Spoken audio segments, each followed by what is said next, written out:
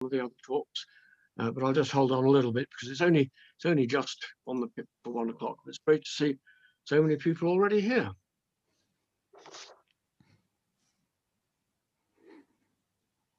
And Phil, it might be worth reminding everyone that we are recording the meeting today. Indeed, I was going to do that when Okay, we perfect, formally yeah. start in a minute so that everyone hears it. But that's Great. thank you Just very much, checking. James. Yes.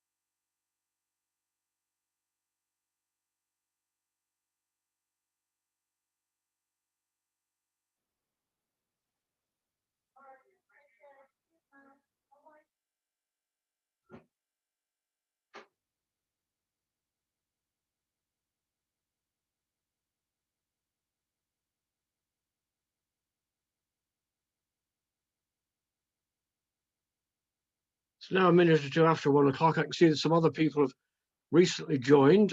Thank you very much all for tuning in, and welcome to the third lunchtime webinar in a series of 9 weekly events that present the main findings of the UKRI Greenhouse Gas Removal Research Programme. Now, Phil Renforth at Heriot-Watt University has done the main work in arranging these talks and chaired the first 2 sessions. This week, Phil's taking a break and asked me to take on the role of guest chair with the technical assistance of James Campbell at Heriot-Watt University. If I can go to the next, having seen the holding slide, the next slide of the 2 that I'm going to show is the full series of the lunchtime talks.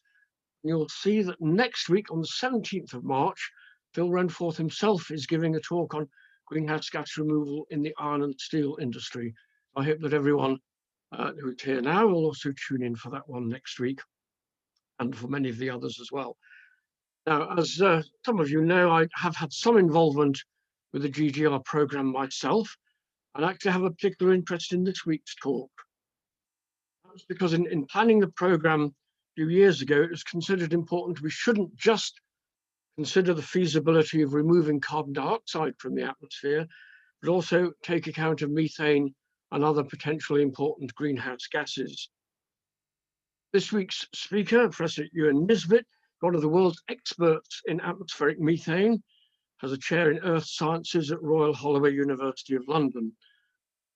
Euan's research interests not only include present-day changes in atmospheric composition, but also the Earth's early geochemistry several billion years ago. Euan's presentation is called The Methane Problem: Consequences, Causes, Mitigation and Removal. It's expected to last about 40 minutes or 45 minutes, after which there'll be the opportunity for questions. Now, if you have questions, you can put those in the chat function during the talk of the presentation, but Euan's not going to look at them until the end. But then we might invite you to actually to switch on your mics and your cameras and see who's asking the question. And so I'll give the reminder now that this talk and the questions will be recorded. I hope that's okay with everyone. I think that's about it. So I'll now hand over to Euan, and he'll have his 45 minutes starting from now. Welcome to those who've just entered. They can then join in and catch up. Thank you very much. Over to Euan. Well, thank you, Phil. And my warning is that I have a catastrophic record for doing these with my student lectures, which happens twice a week. So I'm going to try to share screen, and the catastrophe is about to start. So let's go away onto this and see. Right. Are you getting this, everyone? Phil, if you can just wave your hand, because I'm not seeing this screen now. You're not seeing the screen yet. Okay. Back to that. No. Share. I did see share screen. No.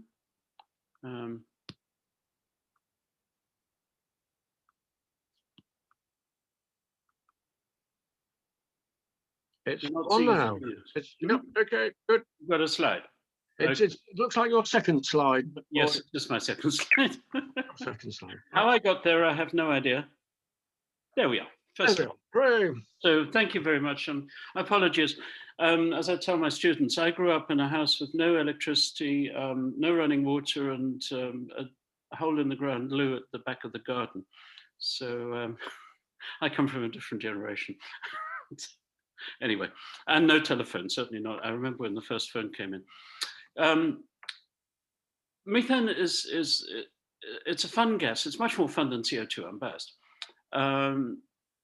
Because it does so many interesting things. It involves the whole world, and there's so many intriguing problems way back in past history, but as much today as then. Economically, really, really important. I actually lead a program called MOIA, which is a consortium of 14 different UK universities and institutes like CEH and the British Antarctic Survey, looking at the global methane budget, which is, I'll show a little bit of that work in this as well, because it links in quite closely with the problem of methane mitigation and removal. Now let's see if I can now advance this slide. Our Royal Holloway team has been going since the early 1990s, and it's led by Dave Lowry and Rebecca Fisher, with James France. I've given a list of names here of the more recent members of it. We run around and do lots of things.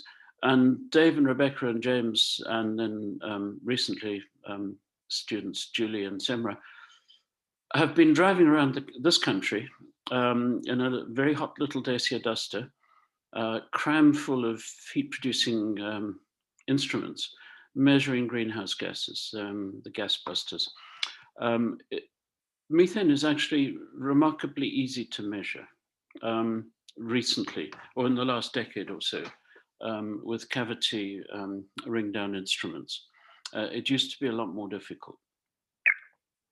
And advancing slides is hard here. No, that doesn't work. This one does work. And this is an example of some of the work they did in Australia a few years ago. Just driving along, and you just measure the methane as you drive along. This happens to be a place called Beef City with 23,000 cows. It's a feedlot, and you can see what's going on straight away. Now, actually turning those measurements into quantified flux is much more difficult. You've got to appeal to lots of complicated modelings of Gaussian plumes and so on. But you can get fluxes out of this. What you can also get is the isotopes. And the isotopes essentially give you a fingerprint, a signature of the source, depending on particularly the carbon isotope ratios, but also the hydrogen isotope ratios. And more recently, there's work been done on clumped isotopes where you, for instance, get 13CH3D. So what I'll talk about briefly is the methane basics, then what's been going on since 2007 when growth resumed, try to explain that growth, talk a bit about the source budgets, the sink budgets, and then talk about how we might be able to do something about this to bring it back to something compliant with the Paris Agreement at least. And here comes the problem of either you try to mitigate the emissions to reduce them or actually to remove them. Which one's better? Dealing both with biological sources and also fossil fuel sources and landfills and so on. Is removal of methane feasible on a global or a regional or local scale? And what sort of methods can we use? And then how does that bring us to something like net zero? how does that bring us to the targets of the Paris Agreement? Okay, sorry. First of all, just basics. I'm sure many of you, most of you have seen this, and there's a new one coming out very shortly. This is the last assessment report of the IPCC. It's changed a little bit in the new one, but not all that much. The top bar is CO2, the radiative forcing, about 1.7 watts per square meter, since relative to 1750. The second bar, though, is methane, and it's very close to 1. Now, when you look at those two bars, methane itself is part of that, but it has a lot of knock-on effects on what goes on in the chemistry of the troposphere and indeed the stratosphere.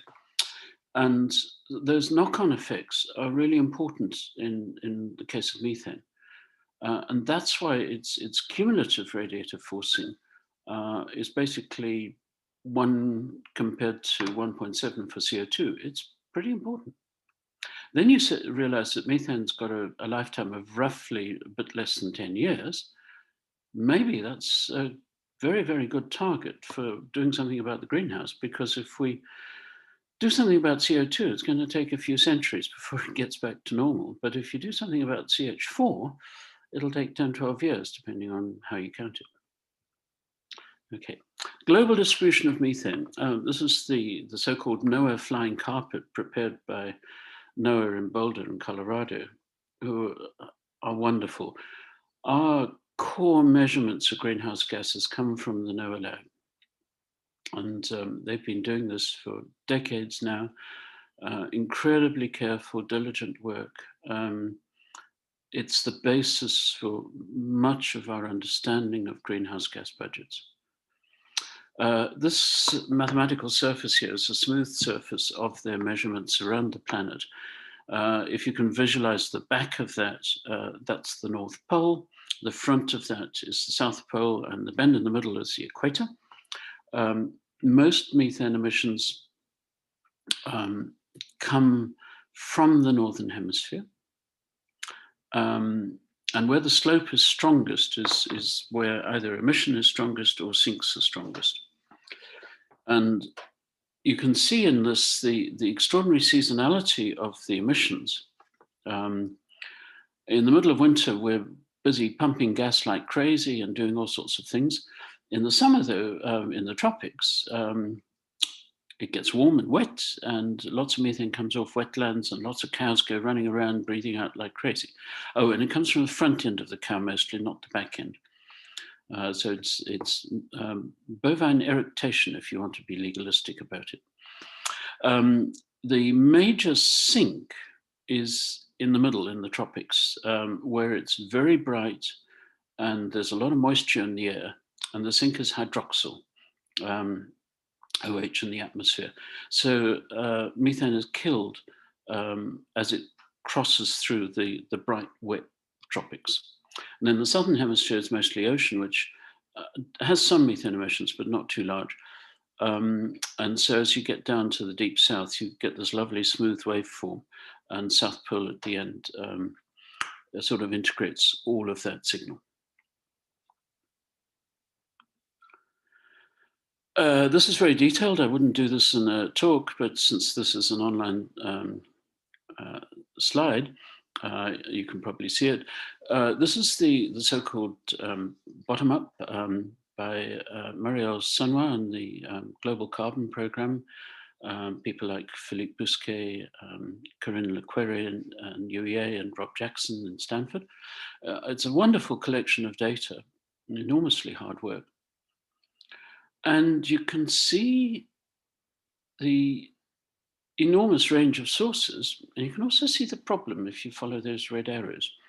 The so-called bottom-up aggregation of sources. You count all the cows and say, how much methane does each cow emit?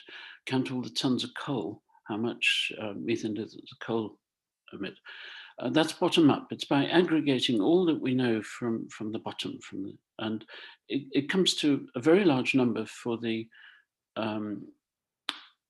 both the natural and the anthropogenic sources. If you then do it top down, that's by measuring the air and trying to figure out what's getting into the air. So this actually tells you what's actually in the air. You get a rather different number for the natural sources. That's the wetlands. Be warned, the difference between a cow and a wetland is very, very small. A cow is a wetland on 4 legs. Then the anthropogenic sources, it's rather closer. A lot of that is from agriculture and then landfills. There's also a huge amount from fossil fuels, particularly from the gas industry. Again, there are discussions about exactly how much, but it's pretty large.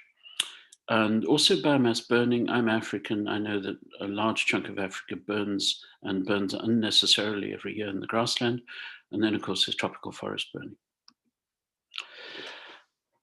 We've been watching methane for many years. This is the NOAA record. And until about the year 1999, methane was growing rapidly. Particularly in the 1980s, it grew extremely fast. And then something happened in around about 1999, 2000, and methane ceased to grow. It looked as if it had equilibrated, that the sources equaled the sinks, and methane was sitting there. Now, at the same time, for the last 2 centuries, methane in the air, and you can track this also in ice cores, has been getting isotopically heavier, richer in carbon-13, upwards in that bottom panel. And then it's, off the graph to the left here, that it was going upwards. And then from about 1999 to 2007, this all flattened out. It looked as if methane was essentially equilibrating. Something happened in 2007. Methane kicked off until about 2014, when it accelerated even further, the growth, the total amount, the burden of the methane in the atmosphere. And at the same time, the isotopes started trending the other way from the last 2 centuries, getting lighter, getting richer in 12C. Now, what was causing that? And this is an observation we've made all over the planet. These are a series of records. The top 2 are from the Arctic. The middle one is from just south of the equator. The bottom one is from the South Pole. On the left is the amount of methane in the air, and on the right is the isotopes. And you can see that all over the world, the isotopes have been trending light. Now, light means biological, but light also could be imposed by the fractionation of the sinks. And the great puzzle in methane at the moment is exactly why is this going light? Is it increased biological sources like cows and wetlands? No, not fossil fuels, because fossil fuels tend to be heavier. Or is this something to do with the sinks? This seesaw is, I'm afraid I may have the scale a little bit shifted wrongly on here. This seesaw is just a compilation of major sources isotopically. It's a bit complicated. The total global sink is somewhere around minus 53.6 per mil in the terminology we use, delta 13C. I lived for many years in Saskatoon, so minus 53.6 is a cold winter day. Well, actually a very cold winter day, but not too bad. I remember minus 40s, quite common. Now, in the sinks, fractionate methane and preferentially fractionate the 12. So after a few years, you get the steady state atmospheric value, which is somewhere around minus 47. Now that's got a balance with the sources. The microbial sources tend to be lighter, that means more negative. And the fossil fuel sources tend to be heavier, which is more positive. In other words, the microbial to the left on this diagram, fossil fuels to the right. And then biomass burning is very heavy, the methane that comes off incomplete biomass burning. And actually it depends on what sort of plants. If you burn the plants up in the north, like trees, somewhere in the Arctic, they tend to be C3 plants, which are rather richer in carbon-12. So you get minus 28, minus 30 sort of signatures. On the other hand, if you burn tropical grasses, you'll get minus 15, minus 20s, or minus 12 even in some cases. So very, very isotopically heavy methane from tropical burning. Satellites help us quite a lot. There's lots of satellite attention to methane. This is a paper by Miller et al., just looking at where the growth has been happening in the last few years. And you can see that they thought in the dark areas in this graph, the growth was coming from China, from India, and from the center of Africa. Now, of course, that changes year on year, but it tells you quite a lot. It tells you where this new acceleration of methane may be coming from. Unlike CO2, which is very much an industrial world problem, methane has an awful lot of the tropics in it. It's a tropical world problem as much as an industrial world problem. Eduka Kensky has done this rather nice diagram of methane growth over this period since 2007.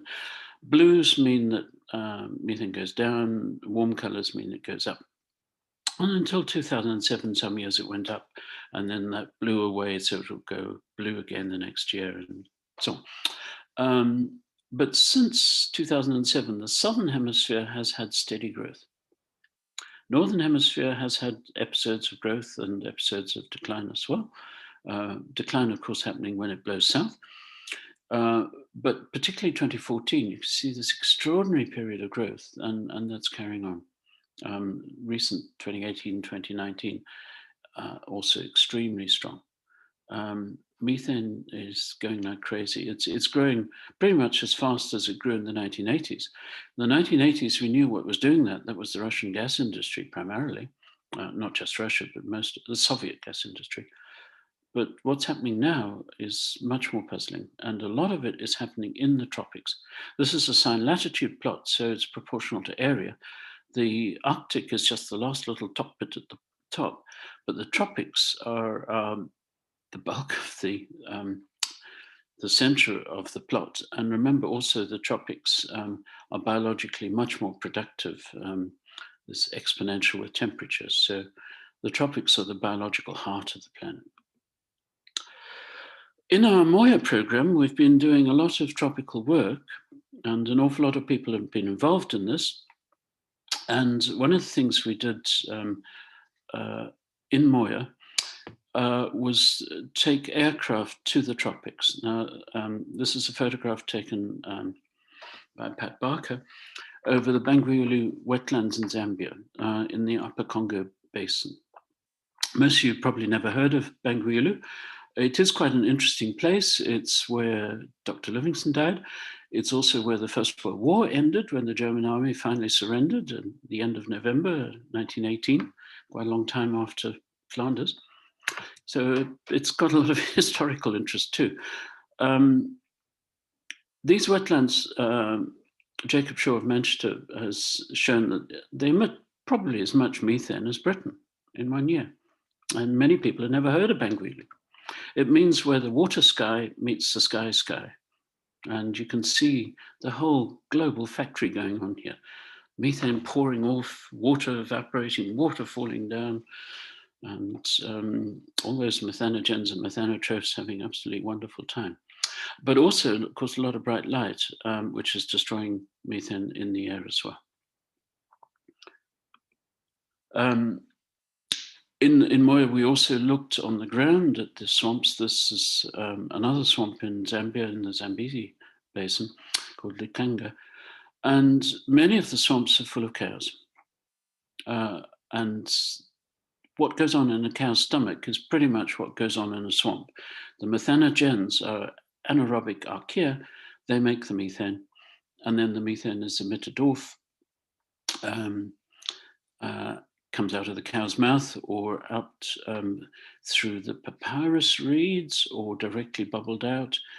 It comes out in a lot of different ways, either through the plants or directly to air. To sample it, you really have to go above it some ways, because quite a lot of it comes up through the trees and the papyrus and so on. And so you have to fly over it really to get a bulk sample. But these things are emitting a huge amount of methane. At the same time, we kidnapped the British Antarctic Survey's Twin Otter and persuaded it to become the British Amazonian Survey, as it was flying north from the Antarctic to Calgary for its servicing.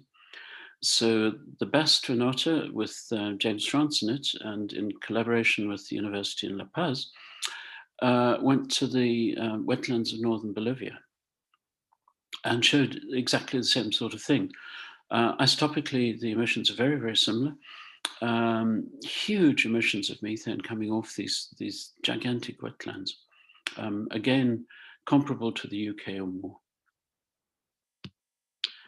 And of course, the king of all wetlands is the Sud in South Sudan, which is where the White Nile comes and spreads out over a large flat area of wetland. And then later on, as the Blue Nile subsides, the White Nile comes down and sustains the flow of the Nile, which is part of the origin of civilization. And there's some papers here that you could look at if you wanted to later on. May emit between 3 and 10 teragrams of methane a year. There's a lot of discussion about exactly how much. Now, if you say the UK is emitting 1 teragram, the Sud could be as much as, say, 5 UKs. It's a lot. And here we come to the obvious geoengineering question, which a geoengineer would love doing. Why not just cut a canal, drain it? Drain, baby, drain, as whoever that was for saying. No, drill, never mind.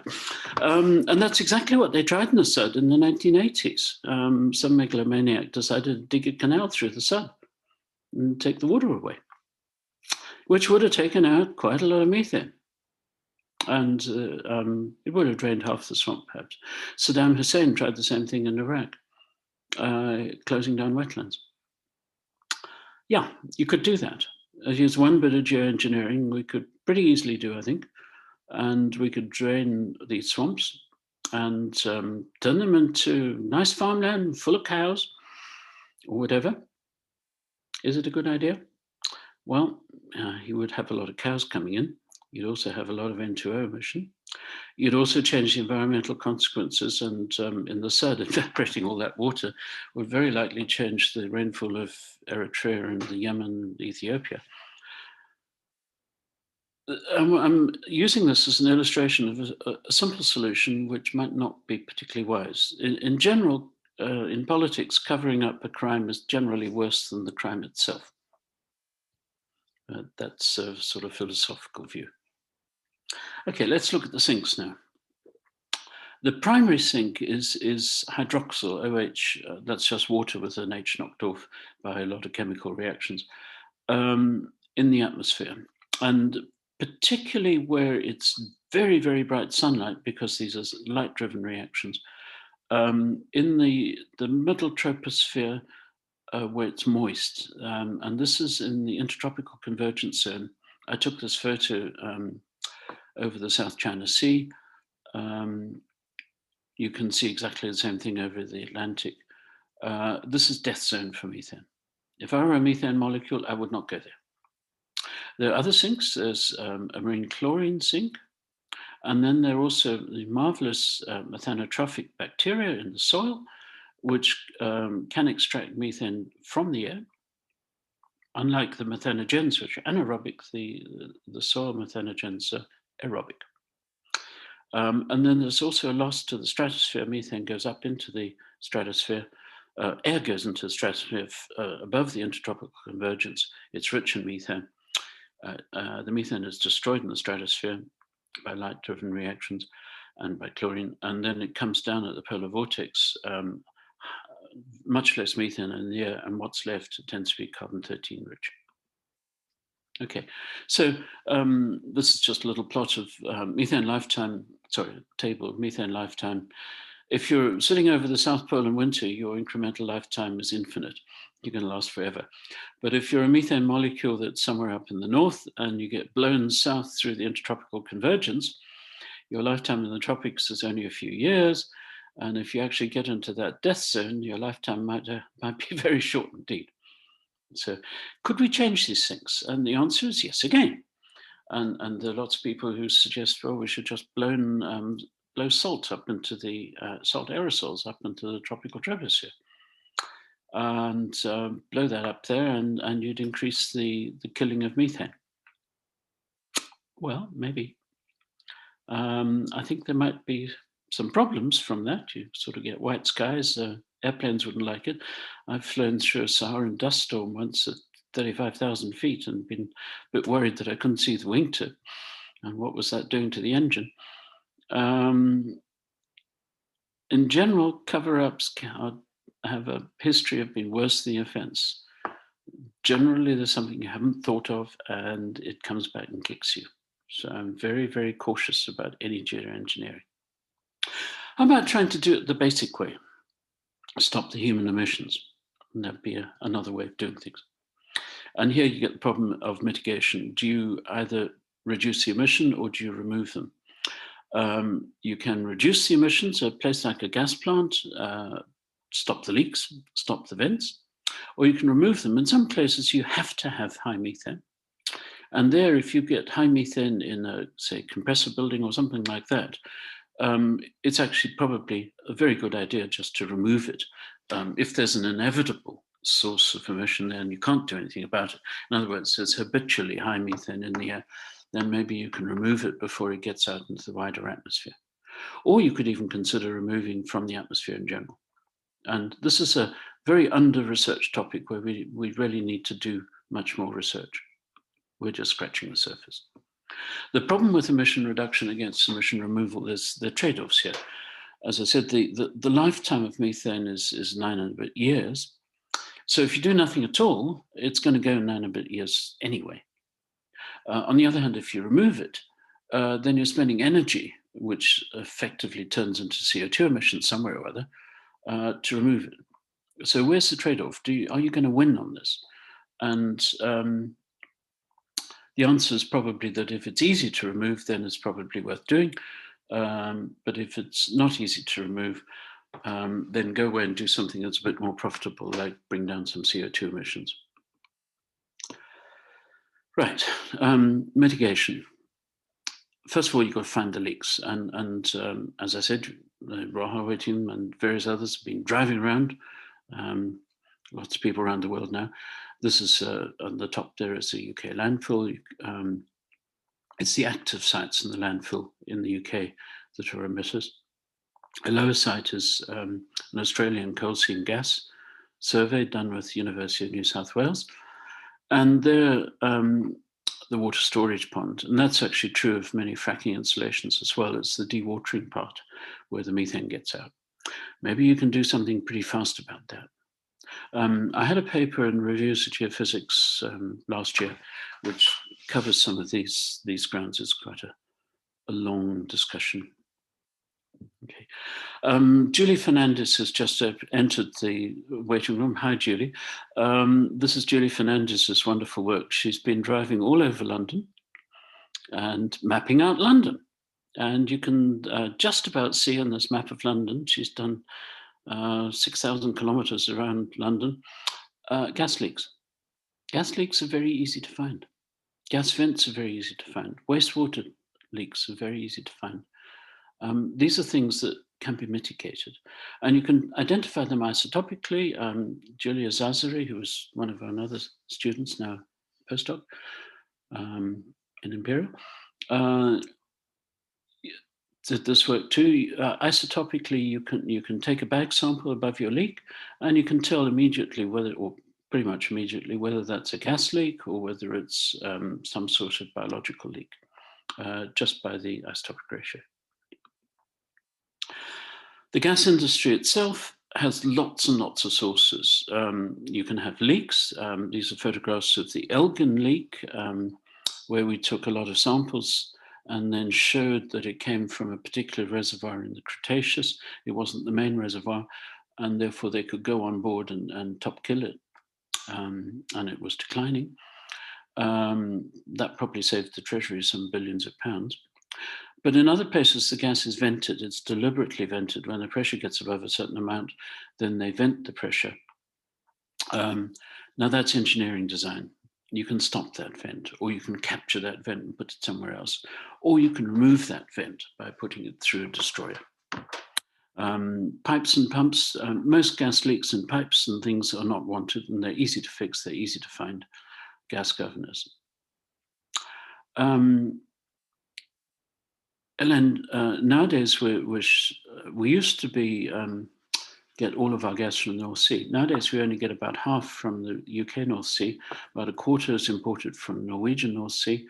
Another quarter is as liquefied natural gas, which comes from very far away places like Qatar, well, or even Southeast Asia.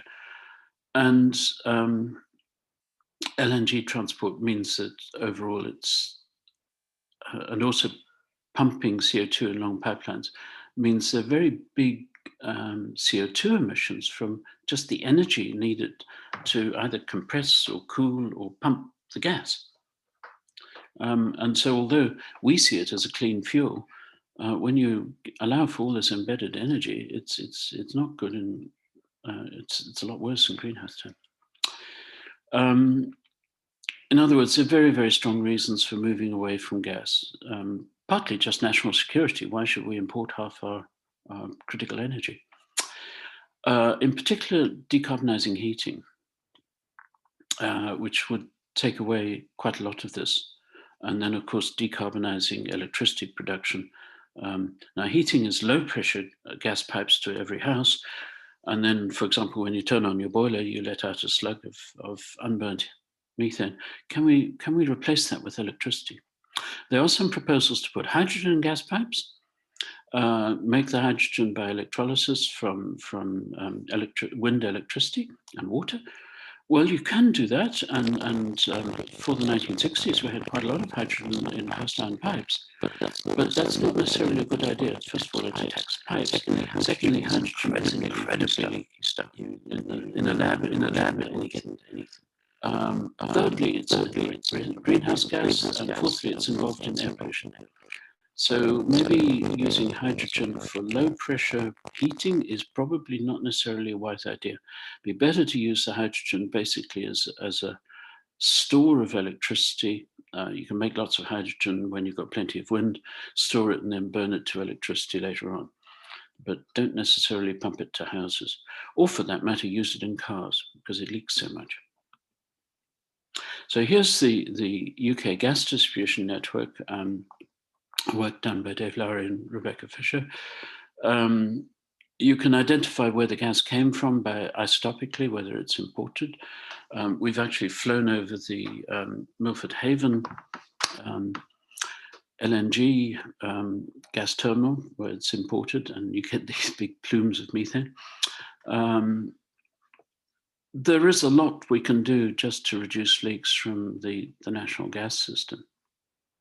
But in the long term, maybe it's better to just keep the gas for high pressure use, in the medium term, high pressure use for electricity, and try to decarbonize the domestic heating. There are various options with gas industry, and it's obviously going to cost a lot of money. But as we upgrade our heating, maybe we can change over the next couple of decades. Biological emissions, can we do anything about that? Well, yes. This is a map that Dave Lowry and team made up in North Yorkshire. And you can identify gas emissions and separate them, discriminate them from cow emissions by the isotopic ratios. And many places, of course, there's gas and cows, sometimes co-located, and probably landfill down the way too. And Michelle Kane, for example, had a look at some sampling that had been done over the North Sea gas fields and looked at the isotopes and discovered that actually this was biological emission that had blown in over from a packet of air from the land, gone over the gas field. So you fly through and you measure high methane. It didn't come from a naughty gas field, it came from cows and landfills or something. So we can identify sources. Biogas digesters, they're another big source where it's not necessarily essential that the methane should be emitted. They're probably as bad as fracking installations. And I think it's high time these got regulated quite tightly for methane emissions. So a paper here by Semra Bakaloglu on UK biogas plants. Manure tanks, manure pools, they're everywhere.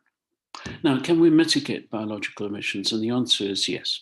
I'm going to start off with tropical landfills, which are probably the easiest to mitigate. I'm Zimbabwean. Here's a landfill from very close to where I went to school. Periodically it catches fire. Many tropical landfills are just huge dumps and with very, very little management on them. It's just somewhere out of town, preferably downwind in the prevailing wind, just make a big heap. And just putting a meter of soil over those, the methanotrophs would get most of the methane. That's not high-tech stuff. Agriculture, though, immediately makes you think of cows. And here's the Cambridge Vet School, which has been terribly helpful to us, letting us sample their cows. These are very, very much loved cows, but they do winter indoors, or many of them. In the tropics, this is work that Rebecca and Alice in our group and Ellen did in Kenya recently. There are an awful lot of cows. The difference is that in industrial cow handling, the manure goes in an anaerobic pond somewhere or tank, whereas in African circumstances, the manure goes down on the ground and is very rapidly oxidized, so it doesn't generate so much methane. Oh, and camels are also ruminants. Where are the world's cows? And this is a survey of world cows. The world has cow superpowers. And if you're talking superpowers in cow terms, well, it's India. Then you get countries like Ethiopia, South Sudan, East Africa, Uruguay, and Brazil. And then you get the sort of the next tier down countries like the United States and China, Australia, and parts of Europe. But if you're going to do something about cows, it's going to be quite tough. I'm African and I know how valuable cows are in local culture. They're central. And in fact, our political leader for a while was Joshua Nkomo, which just means Mr. Cow or Mr. Bull. Birds likewise. There's also the question is, if you take ruminant pastures out of food production and everybody goes to plant food, then you're taking half or more of the food production out of action. You've got to plow an awful lot of more fields. So it's complex. If you rewild part of the UK, that's great, but then does that mean you're going to have to expand tropical agriculture, which will be on the forest and the wetlands, which is the available land, or else just massively increase fertilizer use to provide the new food? Every time we switch to soy milk, we're basically thinking about that sort of problem. And also, of course, natural Europe had plenty of aurochs and buffaloes around. So rewilding is a complicated issue, and there are no simple answers here. Okay, so let's then take the straightforward removal idea. We can mitigate it, but in some places you can't. Let's imagine a little compressor station where there's always a bit of gas around. Can you take it out? Very, very simple way is just to put it over a hot catalyst. And there's a cheap catalyst called Hopcalide. It's manganese oxide and copper oxide. And we've had this running in our lab for 25 years, completely untended. And you just push the air through it. And it destroys the methane at about 250, 300 degrees C. Now, that works, and it works extremely well if you've got a lot of methane. So for example, coming out of a coal mine. I'm not going to say in the value of the coal mine, but you can destroy the methane pretty easily this way. On the other hand, let's ask the question, is it worth doing this for the general atmosphere, which is about 2 part per million, or 2,000 part per billion? And here you could say, well, the growth in the air is somewhere between 1 and 10 part per billion per year. A part per billion is about 2.8 teragrams, a bit less than 3. You can say, let's take all the methane out of 1,000th part of the air by heating it over a catalyst at only 100 degrees. You can work out how much energy that's going to take. Well, it's about, if I've done this right, and I get my tens wrong, it's about 140,000 terawatt hours. So what does that mean? That's a big number. Well, you can calculate how much energy it takes to charge all the cell phones in the world daily for a year. That's about 14 terawatt hours. So it's about 10,000 times the energy cost of charging the cell phones. That's rather expensive. So it's probably not going to work for taking the methane out of the general air, but it will work for taking methane out of somewhere where there's very high methane in the air. The other question is, of course, why heat the air if you're trying to cool the planet? Another type of methane destruction is photodestruction. And it's a nice one. Titanium oxide and ultraviolet. It works pretty well. The problem is you need a big surface of TiO2. So you could paint the Sahara Desert where there's loads of ultraviolet, and that would do it quite nicely as well. But again, surface area problem is an issue. TiO2 is in most paints, so maybe we could paint all our houses in such a way that they helps them destroy methane. But this will work again in special circumstances. And for example, there's a lot of talk about putting strong ultraviolet in building air conditioners to kill viruses, because anything biological gets killed by UV. Well, if you just paint the chamber with TiO2 with baffles, you could probably take methane out at the same time. That might be a small trick. It wouldn't be huge, but it'll be, Tesco says every little helps. Methane removal by biological methods now, there you're talking something different, because that happens anyway. Soil methanotrophy happens and is a major global sink. Methanotrophy is effective, but it's incomplete and it's quite slow. All you need to do is cover a landfill with a meter of soil, and that will take away most of the methane. And the methanotrophs will say, methane, glorious food, they'll convert it to CO2, make a nice living out of that. And it certainly can contribute. And certainly for things like tropical landfills, that's exactly something worth following. Interestingly, there's some work in Australia showing that termite vents can train very impressive methanotrophic consortia that take up perhaps nearly half of the methane emission from the termite vent. A termite is a sort of insect cow. Essentially, it takes woody material, and by a lot of very complicated things, including having aphid gardens and goodness knows what, converts the indigestible wood into a lot of carbon products, including a lot of methane. And we may be able to learn quite a lot from termites. So we could do probably quite a bit to speed up biological methanotrophy. But even so, just putting soil on landfills in the tropics probably is going to help a lot. So I've got ahead of myself. Back to the tropical landfills. These are major sources, not just of methane, but other pollution as well. And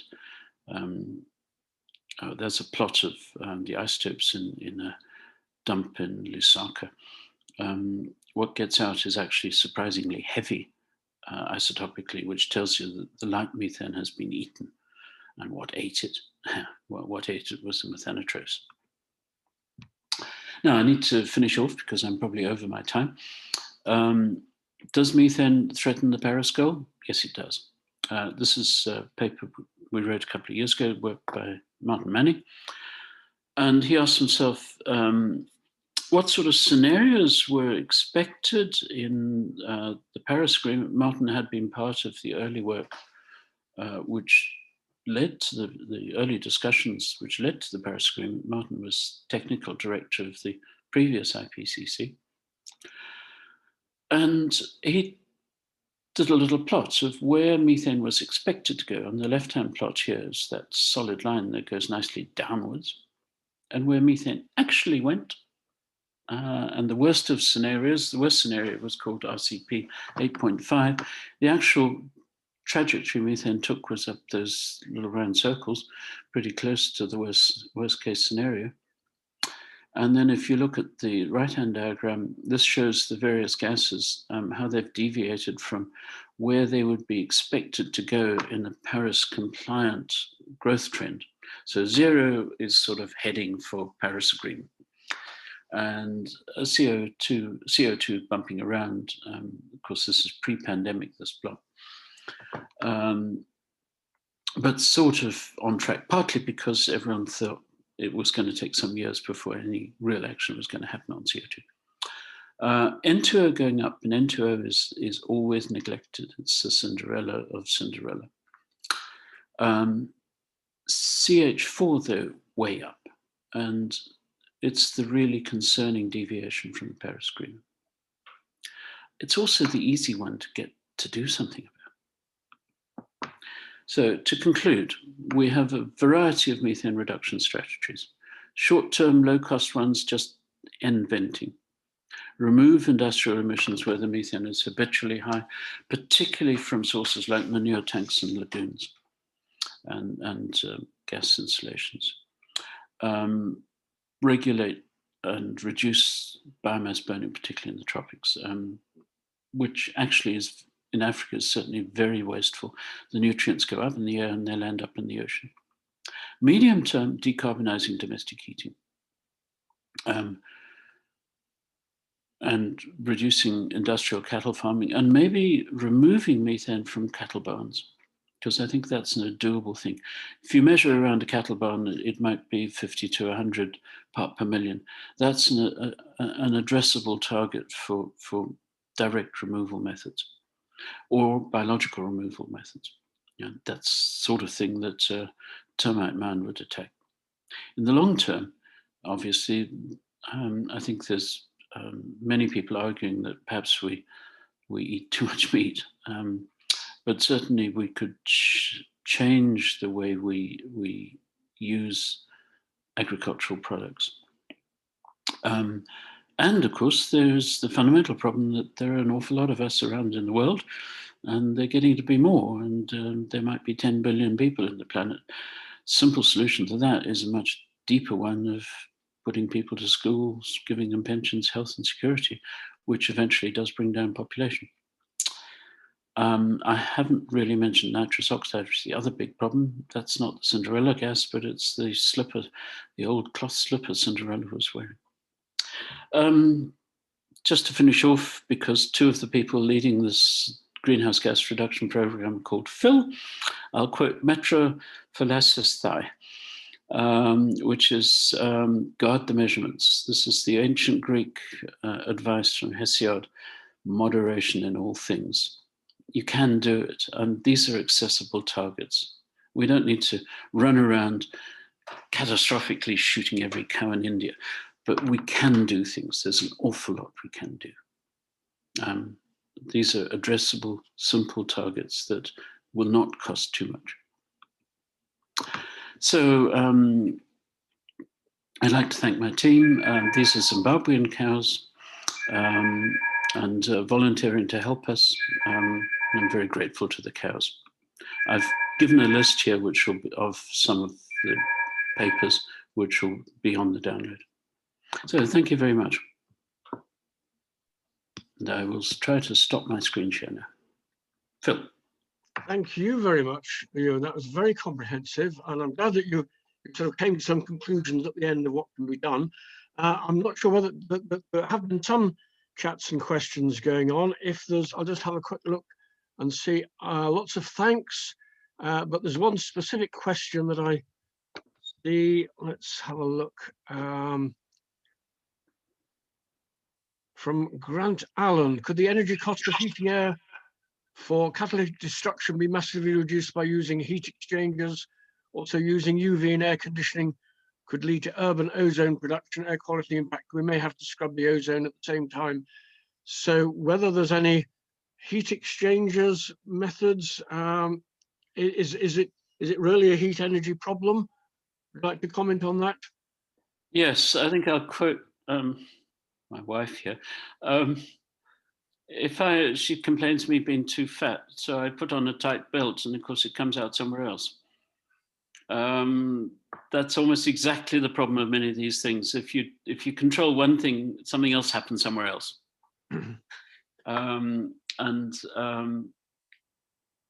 I suspect this technology hasn't really been looked at. Ozone production is obviously going to be quite serious. And I mentioned hydrogen. Ozone is oxidant, hydrogen is a reductant. We would throw all these things into the air. We may actually create new problems. In building, let me just look. The energy cost of heating air for catalytic destruction will, yes, be massively reduced by using heat exchangers. One simple thing we can do, for example, not just heat exchangers, is in your domestic boiler, when you fire it up, the first exhaust is methane rich. If you capture that exhaust and then feed it back in to the intake of the boiler, you'll then probably burn the methane the second time round. And we could certainly do a lot more about heat exchangers. In buildings, certainly the building we were in Saskatoon, we used heat exchangers very heavily, and we did recapture much of that heat. So yeah, we could obviously heat exchangers massively increase the efficiency of the system. But then you're still back on the basic laws of thermodynamics. Whatever you do, it's going to catch you. Your inefficiencies, you can't get beyond a certain amount. One other query, just from me rather than from the chat, that doesn't seem to be specific questions. The diet of cattle, and I've seen some papers that feeding seaweed and or if you change the gut biota of cattle, it can greatly reduce methane emissions. Do you think that could be a significant way forward? Yes, there are lots of dietary changes. I've had lots of friends and indeed a relative who did much work on this sort of thing. And I grew up with cattle. The way where I grew up, you tell the difference between a cow and a goat is that the cow's got 3 legs in the tree and the goat has got 4. Just changing cow diets could be very helpful indeed. Certainly the sort of thing we feed cows on now, which is soya from Brazil, is not necessarily the best thing to put into a British cow. Judith Rosentreter has raised her hand. Yeah, hi, thank you.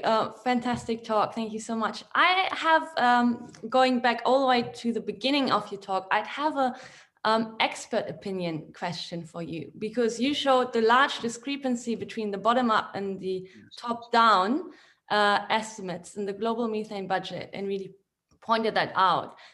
So I was wondering, what do you think that what is driving this discrepancy, and what do you think is the better approach? Which one do you trust more? Well, I'm an atmospheric person, so I trust top down because you can actually measure it. But no, it's a really interesting problem, and it's quite difficult to make it tractable. A lot of it is to do probably with double counting of wetlands. Now, our work recently has just shown how much wetlands do produce though. And in a warming world is also a wetter world in the tropics, which is why we went to Banguiulu and the Amazonian wetlands. And methane emission from wetlands is exponential with temperature. It's the Arrhenius relationship. So it could be that those wetlands are increasing fast. The problem is that I'm a scientist, and when you say I found a typical result, that always means my very best result. And I don't want to accuse people of being too optimistic, but when you run around finding methane emissions, the bigger emission, the better. I have lots of friends who are seismologists and they love big earthquakes. And then you suddenly say, no, wait a bit, somebody got killed now. Oh, no, yeah, sorry. But, big earthquakes are interesting to seismologists. And so to some extent, there may be exaggeration and other ways there may be double counting. But this is a long-standing discrepancy, and there's very good work behind it. And we need to solve that discrepancy. I think we need a lot more aircraft work in the tropics, air sampling low down, or drones, just a few hundred meters above the ground. Thank you very much. And we've got some other questions on the chat. I also see David King has got his hand up. So David, if you want to give your question, and we'll try and then fit in a couple more.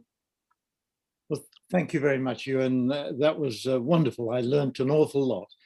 So I just wanted to ask, I don't think we got an explanation as to why since 2005, particularly 2007, there's been such a rapid rise. And for me, once I'd seen the isotope data, I thought this might be related to the rapid growth in the global middle class that has happened in those areas of the world that you were talking about, and where therefore the demand for meat from livestock, but also rice, has increased very, very rapidly. So it would just be useful to have your response to that, but also you could mention rice and methane production from that particular form of crop. Okay, well, first of all, rice. We've actually been working on a rice field in Hong Kong. You wouldn't think of Hong Kong as naturally a home of rice, but it's got some absolutely lovely and very traditional rice fields. Rice production on the whole has not increased greatly because the Chinese have been switching to other diets. In the African tropics, so rice is grown. You're right about the middle class and the availability of meat. In large parts of Central Africa, cattle are still currency. And the more cows you have, the better. Yeah. And so if you get a warmer, wetter year, you will have more cows because there's more food. And a warmer, wetter year, which is what is happening in the wet tropics with global warming, means both more wetland and more cows, simply because the food growth is greater. Yeah. That's, of course, before you factor in things like nitrogen fertilizer, which have been put on and increasingly widely used, which then both increases the number of cows because there's more grass or fodder grown, and also increases, because of the runoff into the wetland production. And we've had this in our papers between 2016 and since. We've had a lot of discussion about these. Henry Schaefer from New Zealand published a paper in Nature Science suggesting that cows are the primary driver of this, tropical cows. We thought it was more complex. It was tropical cows and wetlands, and also that there have been fossil fuel emissions which have increased, but this has been overwhelmed by the growth in biological sources. There's a further wrinkle on this, that if biomass burning has declined, then it allows you more isotopic space for fossil fuel leaks. It's not yet a resolved problem.